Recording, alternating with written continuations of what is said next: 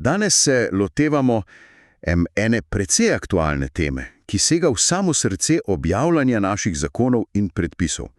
Govorili bomo o novem zakonu o objavljanju v Uradnem listu Republike Slovenije, ZOUL, torej, ki je bil sprejet, objavljen konec oktobra 2025. Na prvi pogled zgleda vse super, ne? Digitalizacija, brezplačen dostop, vse lepo zbrano na enem mestu na tem portalu Pisars, korak naprej, bi rekli. Ampak danes ne bomo ostali samo pri tej, recimo, bleščeči površini. Pogledali bomo globlje. Naša osnova bo analiza mag. Mihaela Belisa, napisana, zanimivo, le nekaj dni po objavi zakona. In ta analiza, moram reči, ponuja precej drugačen pogled. Seveda bomo vzeli v roke tudi Ustavo Republike Slovenije, ker brez tega ne gre. Pa omenili bomo tudi par zanimivih primerov, ki jih vir navaja Uradni list družine Belis, pa ta EZVDZ zakon. Kaj je torej cilj današnje razprave? Ja, pogledati, kaj novi zakon prinaša, ampak še bolj nas zanima tisto, o čemer ta zakon molči. Naš vir namreč postavlja tezo, da ta novi tehnično dovršeni zakon morda skriva poskus, da bi država utrdila svoj monopol nad pravom. In to naj bi počela z načrtnim ignoriranjem enega ključnega dela ustave. Torej, vprašanje je to samo tehnična posodobitev ali je zakon mogoče namensko pomanjkljiv, z resnimi posledicami? Poglejmo podrobneje. Začniva torej pri tistem, kar je očitno pozitivno, kar zakon poudarja. Novi ZOUL res prinaša izboljšave. 9. člen recimo uvaja brezplačno objavo predpisov. Super, finančna ovira za dostop do prava odpade. To je gotovo dobrodošlo. Potem je tu 4. člen, Pisars kot centralno mesto. Vse je zbrano, urejeno, digitalno. Obljuba večje preglednosti, lažjega dostopa. Ja, res je. Na zunaj je podoba moderna. Vir, ki ga imava pred sabo, uporablja eno zanimivo prispodobo, ki mogoče pomaga razumeti njegovo kritiko. Predstavljajte si prenovljeno mestno središče, zaprto za promet, za pešce. Vsi občudujemo, kako je lepo urejeno, nove klopi, tlakovci. Ampak potem opazimo, da po tej coni vozijo recimo kavaljerji, pa dostavna vozila z dovolilnicami. Zanje pravila očitno ne veljajo enako. Novi Uradni list je po tej analogiji podoben. Lep, urejen, dostopen, kao za ljudi. Ampak vir postavlja ključno vprašanje. Kdo pa dejansko sme voziti po tej novi digitalni pešč-coni prava? So to res lahko samo državni in občinski predpisi? Kaj pa druge oblike urejanja, ki jih mogoče celo ustava predvideva? In tukaj se dotikava jedra kritike. Ne gre toliko za to, kar zakon izrecno pove. Ampak, kot ste rekli, zatiska, o čemer pomenljivo molči. Ta molk, trdi analiza, ni kar neka tehnična malenkost ali spregled, ampak premišljena poteza. Poteza, ki ustvarja vtis, da neki prostori družbene avtonomije, samoorganizacije, ki imajo po mnenju vira podlago v ustavi, pravzaprav ne obstajajo. Ali pa nimajo pravice do svojega uradnega glasu. Točno tako. Da bi razumeli to kritiko, moramo pogledati direktno v ustavo. Vir najprej upozori na temeljni 153. člen. Ustava je najvišji akt. Vsi predpisi morajo biti skladni z njo. To je osnova. Potem pa izpostavi 154. člen. Ta je ključen za objavljanje. Prvi odstavek pravi, citiram: Državni predpisi se objavljajo v Državnem uradnem listu, predpisi lokalnih skupnosti pa v uradnem glasilu, ki ga te same določijo. Že tukaj, vidite, ustava jasno predvideva vsaj dva tipa uradnih glasil, državnega in lokalnega. Novi pa, kot ugotavlja analiza, se ukvarja skoraj izključno z Državnim uradnim listom. Lokalna glasila sicer omeni, v 5. členu ponovi, da si občina sama določi glasilo, ampak tukaj se zgodba konča.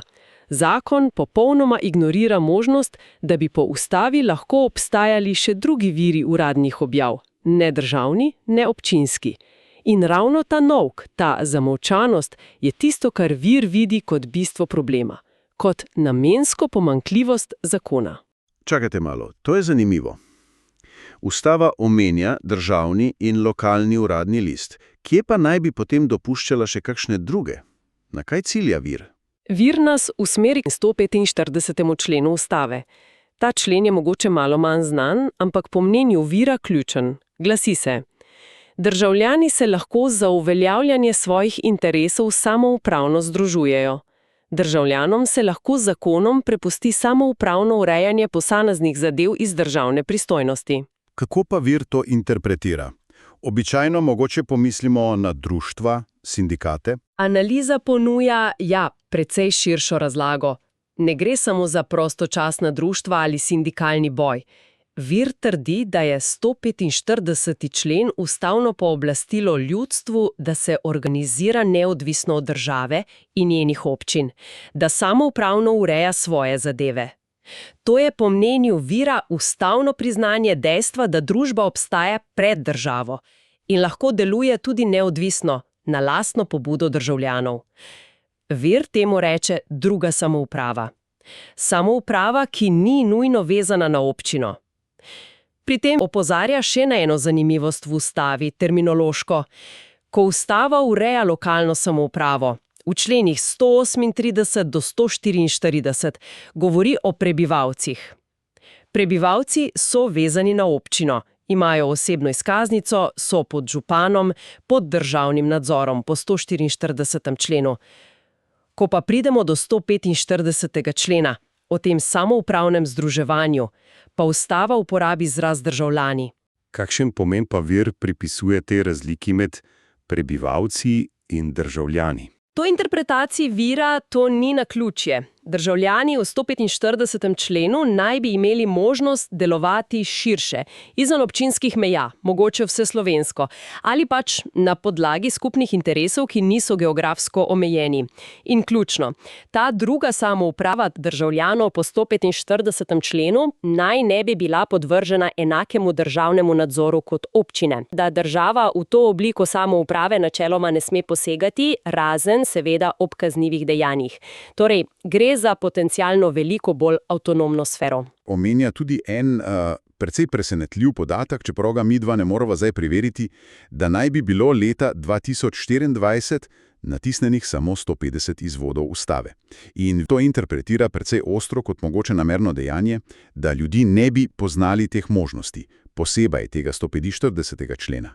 Ne glede na število izvodov. Posledica molka novega ZUL-a o tej možnosti iz 145. člena je, po argumentaciji, jasna. Gre za diskriminacijo na ustavnopravni ravni.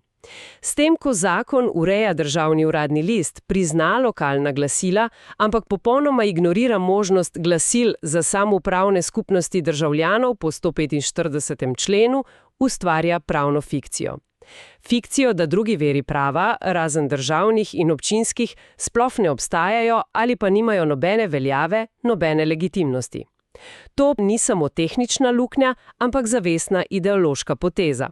Vir se sprašuje, zakaj bi ena, mogoče majhna občinska skupnost prebivalcev lahko imela svoje uradno glasilo, neka potencialno vseslovenska skupnost državljanov po 145. členu pa te možnosti naj ne bi imela.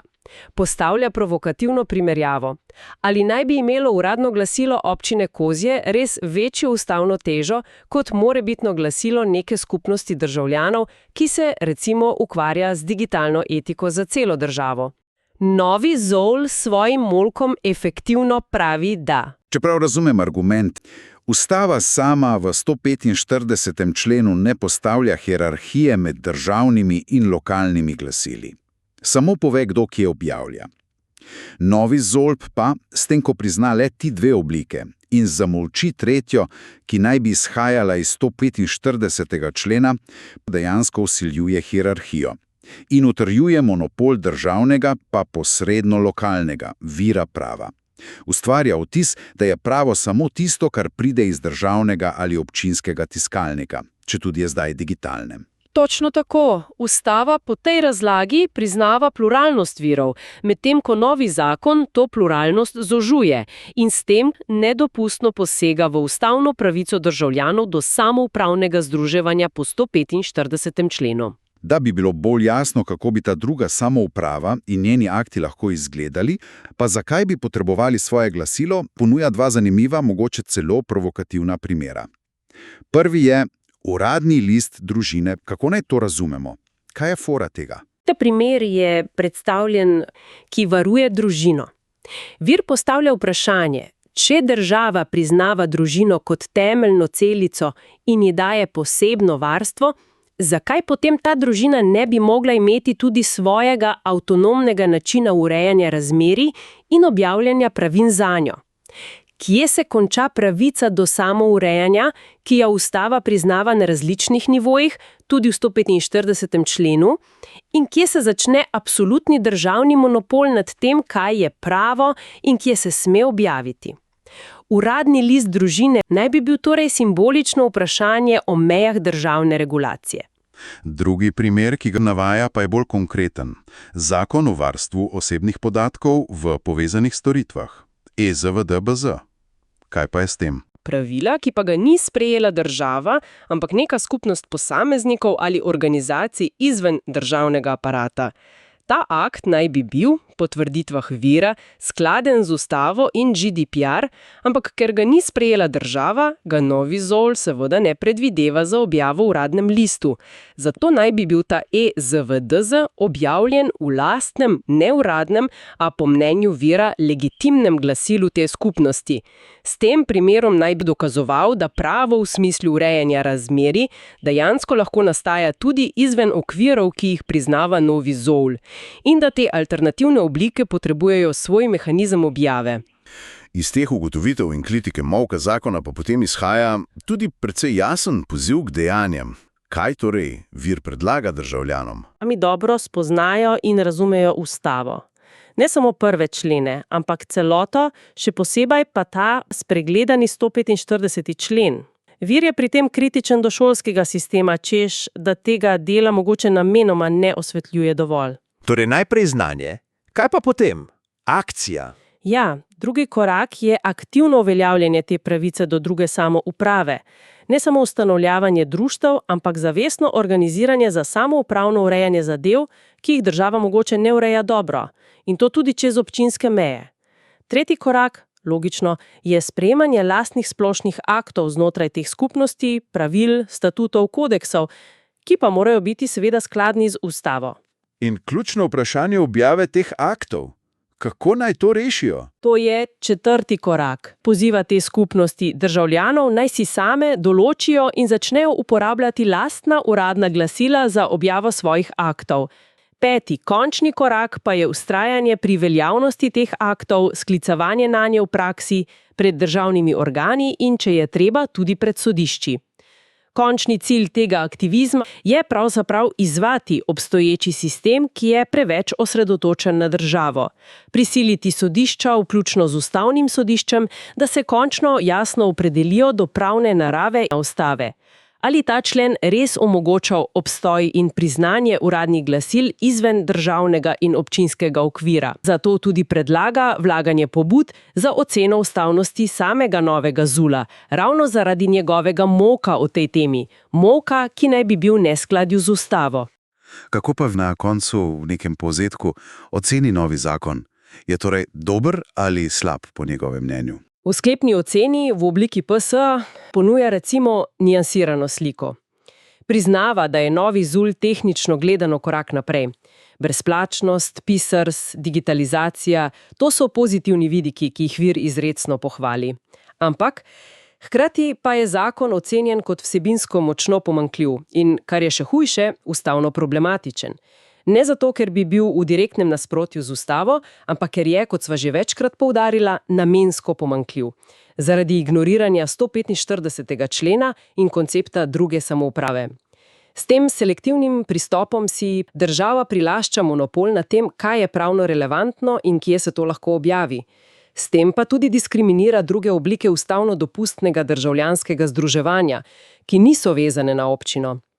Ustvarja se torej lažen vtis, da je edini vir prava država in njene lokalne enote. To pa naj bi bilo v nasprotju z načelom suverenosti ljudstva in pluralnostjo, ki jo ustava sicer priznava. Zaključek je zato precej oster, ja? Novi ZUL naj bi bil nevaren, ker bi bil slabo napisan. Nasprotno, nevaren naj bi bil prav zato, ker je preveč učinkovit v tem, kar kaže v tehničnem napredku, ki ga vsi pozdravljamo. In kratko, preveč prebrisen o tem, kar strateško skriva oziroma zamolčuje.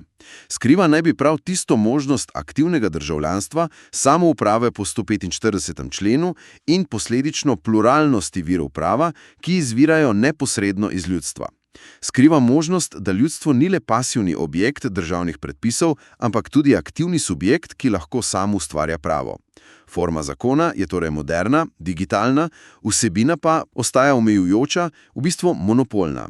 In s to mislijo se naša današnja razprava počasi končuje. Analiza magistra Mihaela Belisa odpira resna vprašanja, ki presegajo zgolj tehniko objavljanja predpisov.